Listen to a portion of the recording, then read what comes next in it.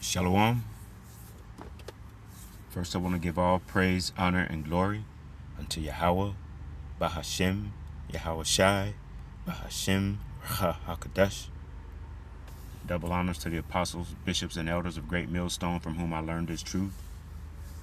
Shalom to the 144,000 elect. I am Ayakala. And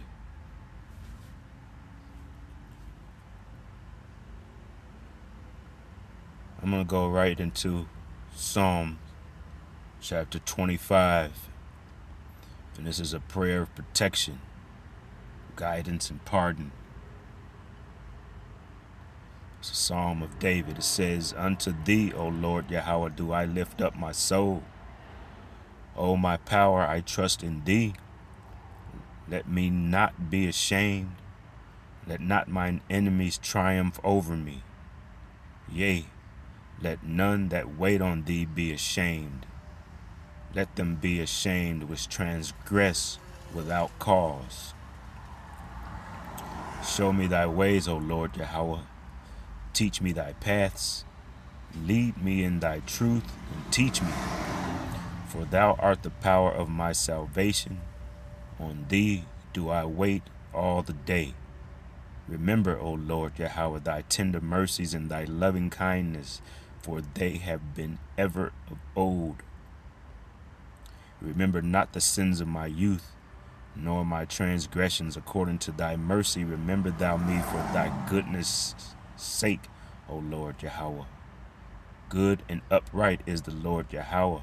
Therefore will he teach sinners in the way.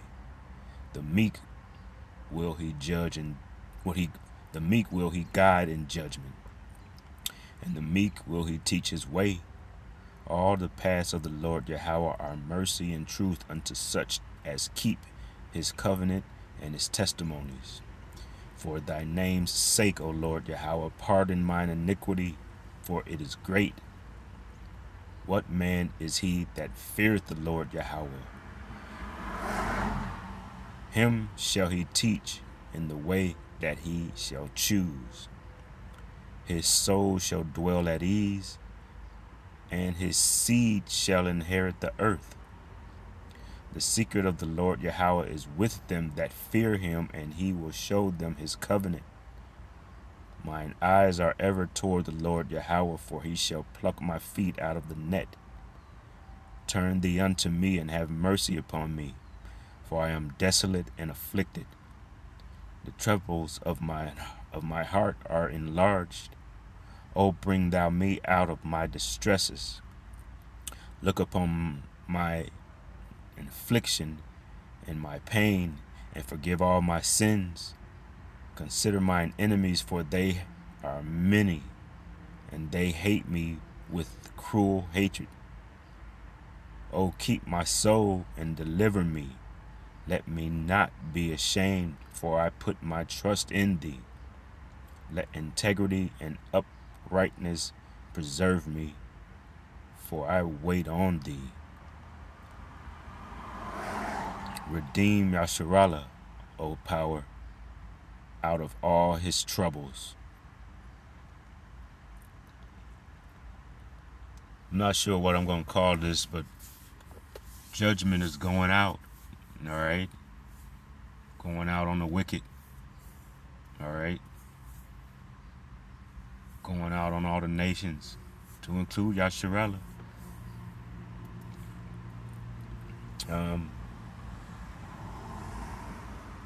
This devil just died talking about Lindsey Graham, and I call him a devil because you see this word warmonger up there here that I have, and that's what he is. That's what he was.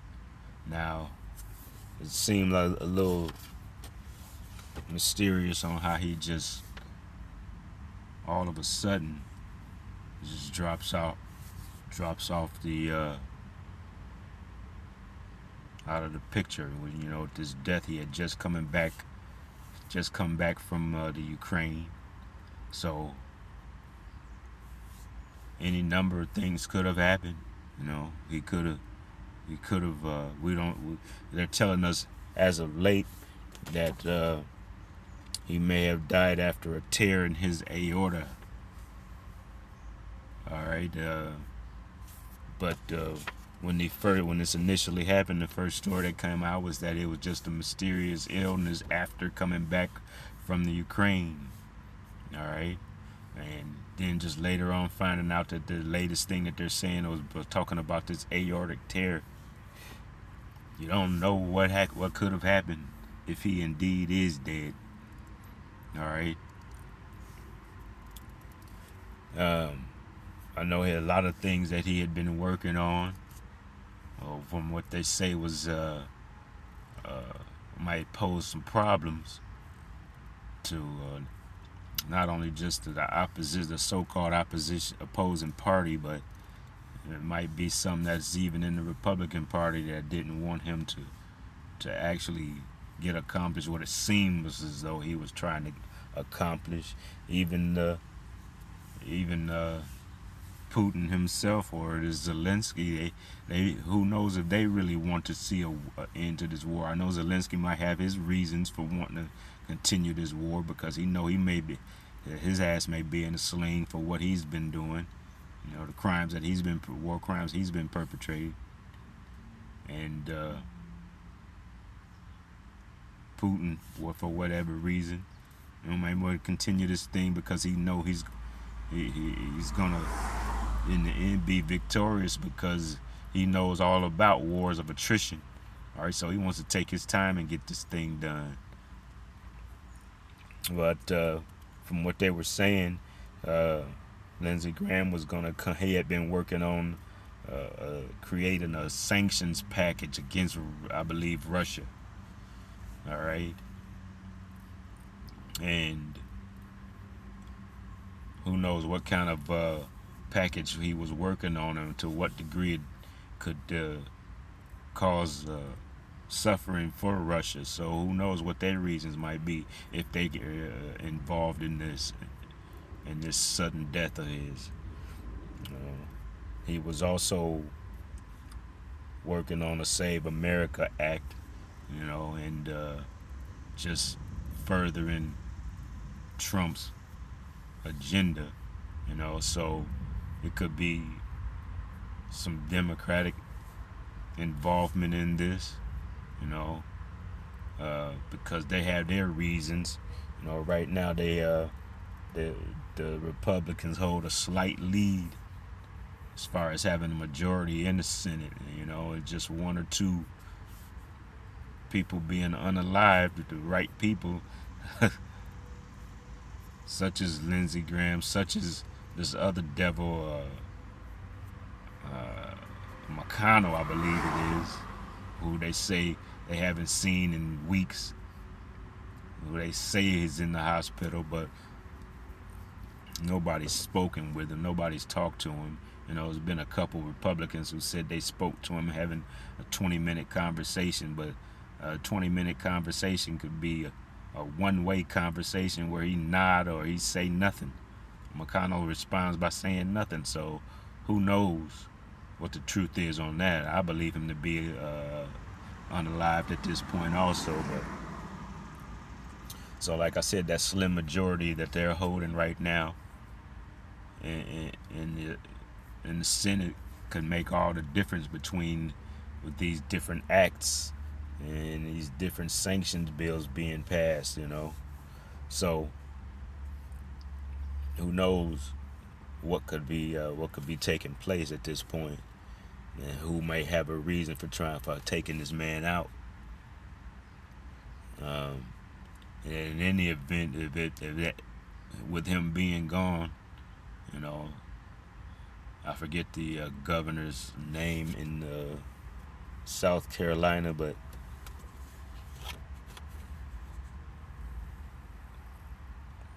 I want to say his name was, I want to say McMaster. I'm not sure on that, so don't quote me on that. But he would have a lot of say-so on who gets appointed to hold this position that's just been vacated by Graham due to his deaths. So it could be another neocon that they put right there to replace Lindsey Graham.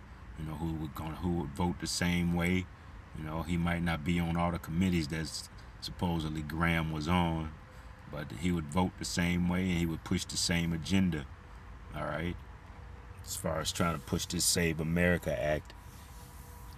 But in any event, what's going to happen is they'd have a runoff, I guess, in a couple months, to find out who's going to actually run up against a Democrat when that seat becomes vacated, because Lindsey Graham was going to have to run again in November, because his term was up in November, so he was going to have to run against a Democrat in South Carolina. So we'll see what happens and what actually takes place in November. But before then, like I said, they're going to have a runoff, which will probably take place around August or so. And then once they have that runoff, then they'll decide who's going to be their candidate to go up against the Democrat in November. But one thing I didn't even know about Lindsey Graham is that he was actually in the military. He was in the Air Force. He was worked as a colonel. He attained the rank of colonel. Being I think his actual job in the Air Force he was a lawyer. And worked in the judge advocate office. So I was surprised to find out that much about him. I didn't think he served any time in the military at all, because like I said, but it gives a little bit more insight as to why he was such a warmonger. He was always promoting war, always pushing war. And just mentioning that he was always pushing war, and I got this word warmonger up here. Let me see. Couple quotes that I looked at on Google about with him, that he was quoted as saying. One thing that he said was that, and I'll show you why I call him a devil. One of his quotes says, "Mr. President, you're not far behind," as he put it, "God." All right, and that's Lindsey Graham's own words talking about President Trump. All right. He was also quoted as saying,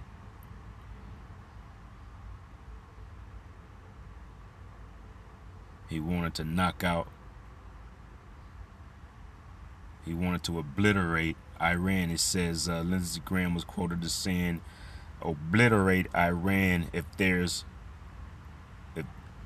Strait of Hormuz resistance." So you could see he was a neocon, and he really wanted to. He was right along with this agenda that Trump seems to be pushing. So he wanted to try to take over the straits as well. He wanted to go over and just annihilate Iran. So, and even though, we do want to see this thing jump off, we do want to see this war continue, we do want to see it escalate all the way to the levels of that World War III, where our Lord comes back and further destroys this place. All right, so he was just doing what the Lord has put on him to do, was to push this thing and egg this thing on and keep it moving forward. All right, but with his, as they put it, his sudden death, I guess, he had outlived his usefulness, and like I was just saying at the beginning, the judgment is going out. All right. And the reason I called him a warmonger is a derogatory term for a politician, leader, or individual who actively encourages, advocates, or tries to incite war. It says the word is used as an insult to criticize those who push for aggressive military conflict, often regardless of the cost. It says regardless of the cost or whether it is the best option. So that's what he was. He was just pushing for it. Anytime he saw an opportunity to further the agenda in an effort to push out a war, he was always for it. I mean, this man had been in this position for more than I know definitely more than 25 years. I don't know how close to what he was to 30 years, but his term. No, he might have been real close to 30 years because I believe the term for a senator is about 6 years. He had already been in a position for 5 terms, so yeah, so he's close to 30 years. This is like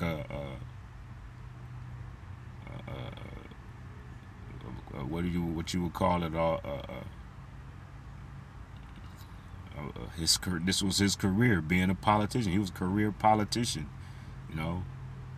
I don't know how long he had served in the military, but to obtain the rank of colonel, you know, is at least a good 20 years, you know, even though it seemed like I was in the Air Force, so I know how fast lawyers and judges of that like that in the military and the Air Force get promoted along. A lot of those colonels are pretty young, but to attain that position, that rank of colonel, is at least a good 20 years. So this man was just like I said, just like you see this word up here, he was a warmonger. That's what he was about. So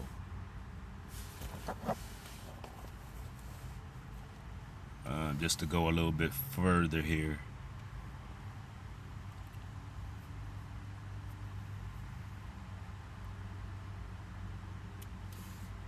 just to go a little bit further on here, it says the term first appeared, reading back in the definition of a warmonger, it says the term first appeared in the English language in the 1580s. It says it is a combination of the words war and monger in English. In English, a monger is a person who sells or persistently promotes something. All right? And that's what he was always. He was always for war. It didn't matter who, didn't matter where. He was always for it. Warmongering, related terms, it says the act or practice of encouraging a country to go to war or threatening violence against another nation. So he like I said, he was always for it. So this man he's just a wicked man, you know, and even though he was doing what he was put here to do, he was standing in this lot, he was doing what the wicked do, all right? And that's just to promote wickedness. That's what he did. So it is no sad thing to see how he's reached his demise here and used up his usefulness and the judgment that's going out against the wicked. Psalm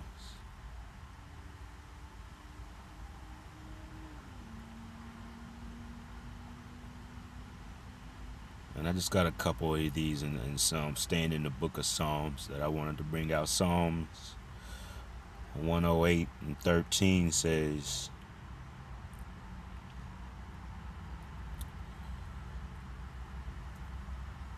through the Most High we shall do valiantly, for he it is that shall tread down our enemies. All right, and you can see, like I said, the judgment going out, and you can see these neocons are dropping. Makano being another one. If he's not already gone, he's on his way out of here. All right, and we don't know what's to happen in the coming days because, you know, the judgment is going out. All right, and it is like I said, it's not a sad thing to see our enemies dropping. And just since I mentioned that, I'm gonna go to the book of Sirach, chapter 25.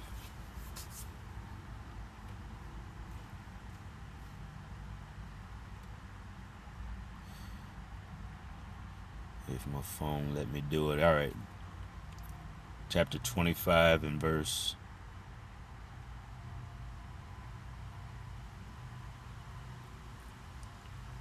All right, I'm in the Apocrypha in the book of Ecclesiasticus, also known as the book of Sirach. Chapter 25 and verse 7 says, "There be 9 things which I have judged in mine heart to be happy, and the 10th I will utter with my tongue. A man that hath joy of his children, and he that liveth to see the fall of his enemy." All right, and the Lord is allowing us to see this thing, this whole kingdom beginning to crumble. And we're seeing our enemies come tumbling down. All right, they're falling and they're dropping. All right. With this recent death of this major warmonger, we see that this kingdom is coming to an end. All right. We just pray that this thing continues to escalate, which we know it will. You know, even though they keep screaming peace and how they're working on treaties, you're seeing every time they have a ceasefire, that ceasefire can't even get past 2 weeks. I'm not sure if it even has gotten past a week every time they call a ceasefire. You know, so another term that they call these warmongers is a hawk. It says a common synonym often used in political discourse to describe someone who favors a strong, aggressive policy, especially in foreign affairs. And he had been called that also. He'd been called a hawk. All right, because that's what he was always constantly talking about. Anytime there was an opportunity to have a war, escalate a skirmish somewhere, he was always right there for it, trying to get funding for it. All right, but I'm not going to go on real long with this because I just wanted to mention this because this is a major warmonger whose judgment has just come upon. All right, who knows who really took this man out, because the Iranian, just at this recent funeral that they had for one of their leaders, all right, it had been made plain that they were putting out an assassination hit on this man. They wanted him taken out. All right.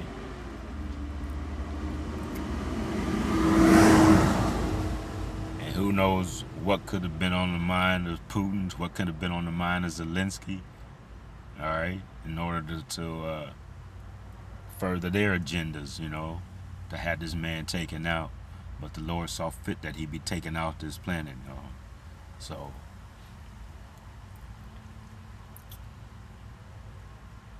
I'm going to go back into the book of Psalms.